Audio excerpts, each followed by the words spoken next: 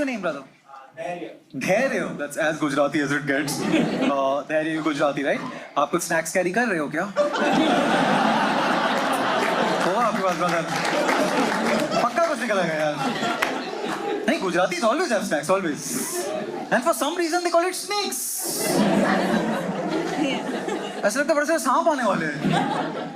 नहीं, seriously, there, brother. Recently, I was on a flight which had a whole gang of 11 Gujaratis. And total मिला के उनके पास pantry card सारा खाना था यार. 7-8 लोग कोर्सेस थे. एक अंकल तो आचार ही बांटे जा रहे थे. Like पाथवे पे एयर होस्टेस वाला टाइम उन्होंने बताया था. वो इतनी बार पीछे आए थे, मैं तो बोल भी लिया, अंकल बार-बार जरा थोड़ा पानी ले आओ ना. मैं कहा पानी नहीं, आमरा से मेरे पास. और फिर उतरने के बाद पता चला कि उन सबका फास्ट चल रहा था.